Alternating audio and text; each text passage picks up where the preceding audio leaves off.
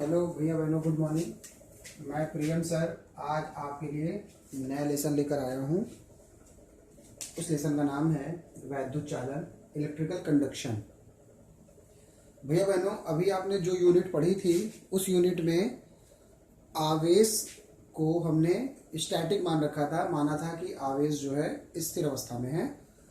अब जो आपका यूनिट, ये नया यूनिट है आपका पूरा, इस यूनिट में आपको ये देखना है या आप ये पढ़ेंगे कि जो आवेश होते हैं वो गति अवस्था में जो भी होंगे उसका अध्ययन को करना है। तो नाम से देखिए, वैद्युत चालन।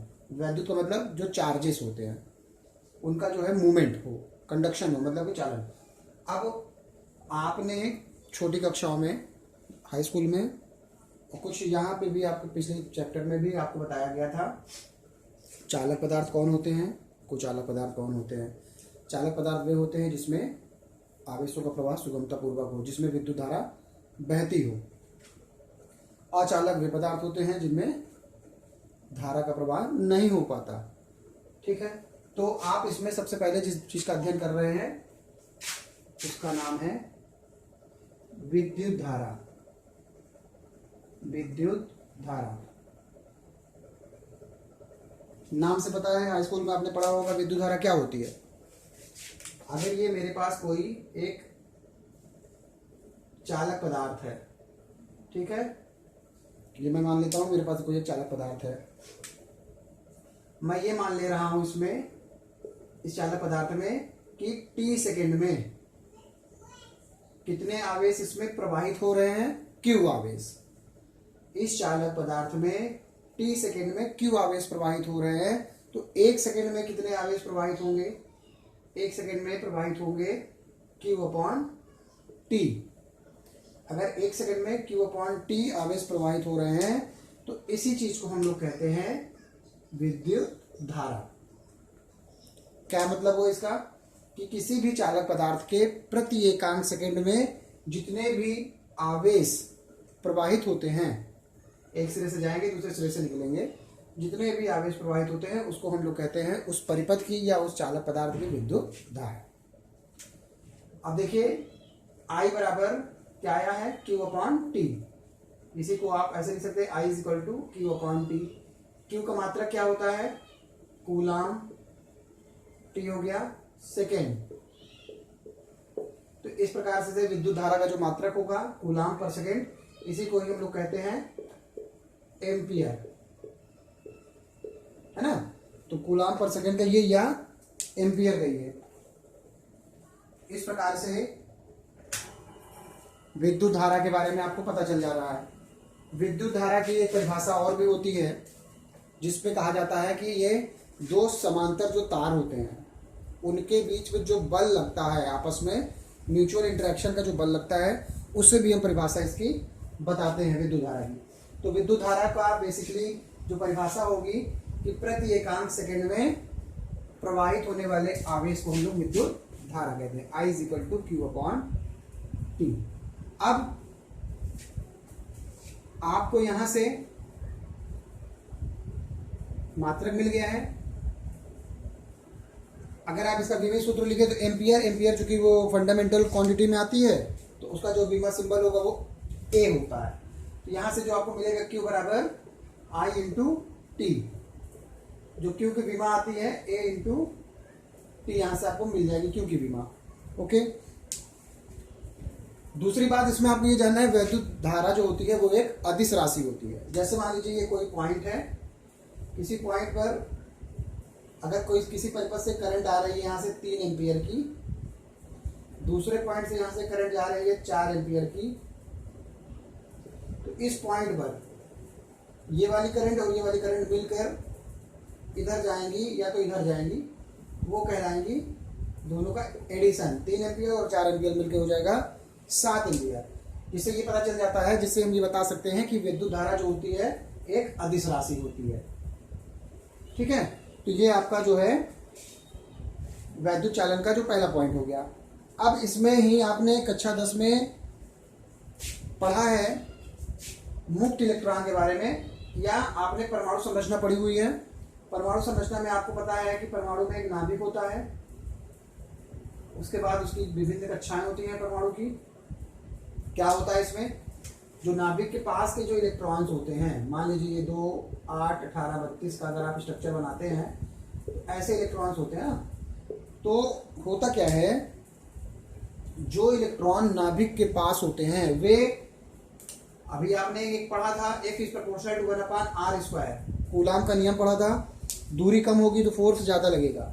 इसका मतलब यह हुआ कि जो इलेक्ट्रॉन नाभिक के पास होते हैं वे वैद्युत आकर्षण बल के कारण बहुत ही प्रबल बल लगता है, जिसके कारण वो नाभिक के पास से हट भी नहीं पाते हैं, एक तरह से बंधे रहते हैं। उन इलेक्ट्रॉन को हम लोग कहते हैं बद्ध इलेक्ट्रॉन।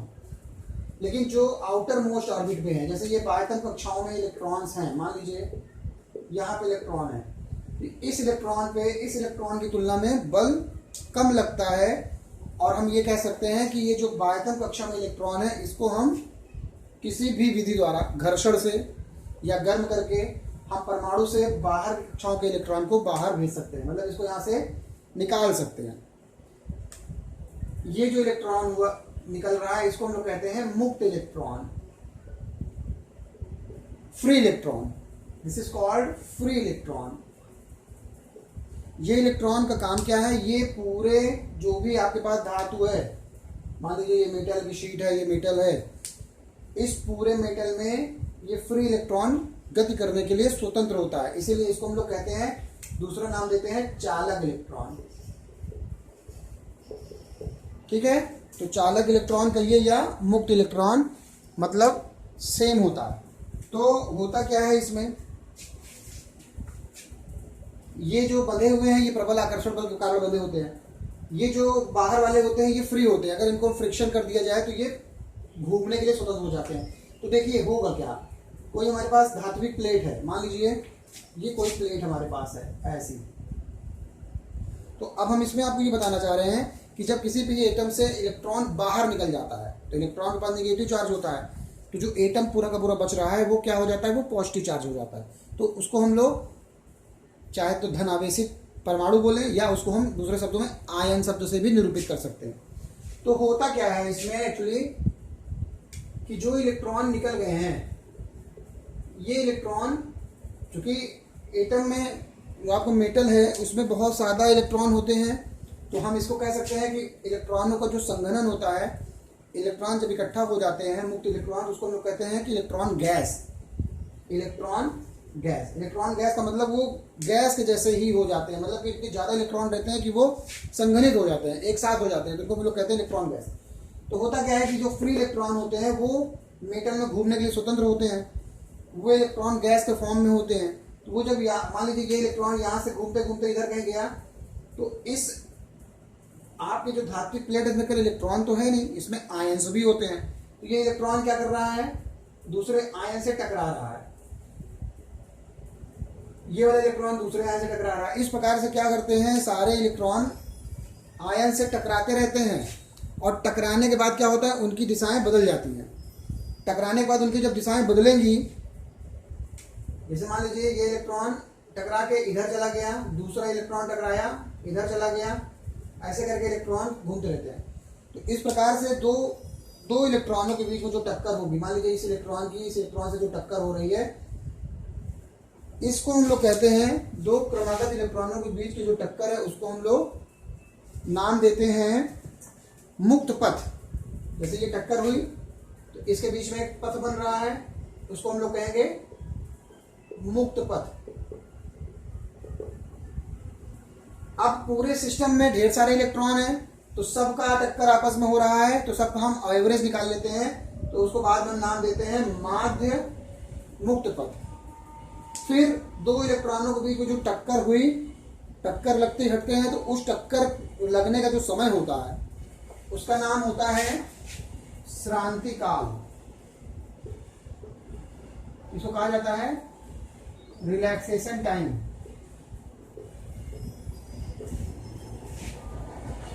ठीक है, तो माध्य मुक्त पथ, जिसमें दो इलेक्ट्रॉन टकरा रहे हैं, टकरा के अपनी दिशा बदल दे रहे हैं, उनके बीच की जो डिस्टेंस हुई, श्रांति काल, जो टक्कर के समय का जो समय लग रहा है उसको हम लोग कहते हैं श्रांति काल।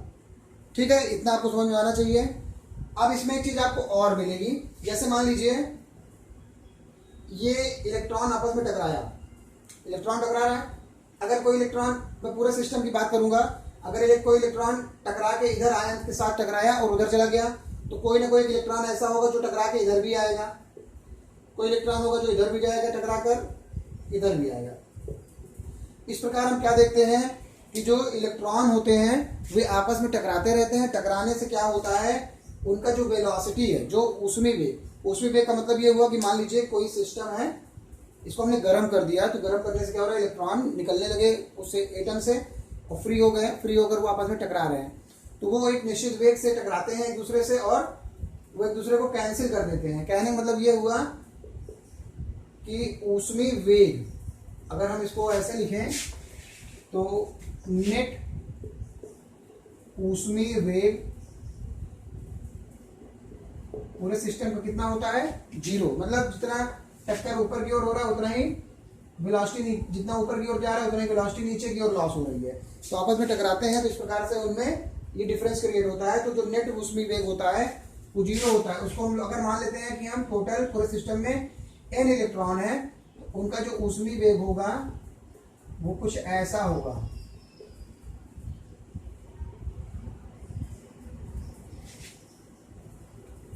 v1 plus v2 plus v3 and so on vn upon n is equal to 0। तो ये ऊष्मीय वेग जो होता है किसी भी धात्विक प्लेट में इलेक्ट्रॉन्स का ऊष्मीय वेग एवरेज होता है, औसत होता है, वो 0 होता है। तो इस प्रकार से हम देखते हैं कि इसमें चार्जेस क्या कर रही है, मूवमेंट कर रही है, चार्जेस का मोशन हो रहा है। अच्छा, अभी एक चीज और इसमें रह गई है, वो भी समझ लीजिए। जैसे ये धात्विक प्लेट है, मान लीजिए ये धात्विक प्लेट है। अभी आपने बताया कि जब इसमें धात्विक प्लेट को आप किसी प्रकार से ऊष्मा देते हो या किसी प्रकार से उसको हीट करते हैं या घर्षण करते हैं आपस में, तो इलेक्ट्रॉन्स फ्री होकर निकलने लगते हैं, वो घूमते रहते हैं तो आपस में आयन से टकराते हैं, जिससे उनमें क्या होता है, एक मान लीजिए मुक्त पथ बनता है, दूसरा उसका ऊष्मीय वेग औसत 0 होता है। अगर हम इस प्लेट को किसी बैटरी से कनेक्ट कर दें बाद में,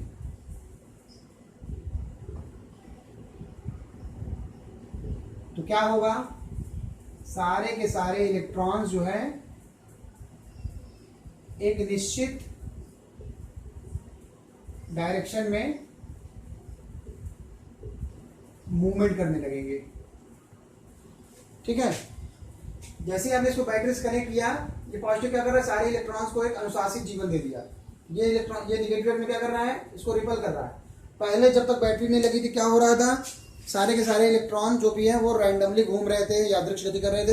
लेकिन जैसे ही बैटरी लगती है, सारे के सारे इलेक्ट्रॉन एक निश्चित दिशा में गति करने लगते हैं। इसका मतलब जो चालक पदार्थ में, जिसको हम विद्युत धारा कहते हैं, करंट मारता है, तो करंट मारना का मतलब ये हुआ कि उसमें जब आपने उसको किसी सप्लाई से जोड़ा है तो उसके सारे इलेक्ट्रॉन एक निश्चित दिशा में आगे की ओर बढ़ने लगते हैं।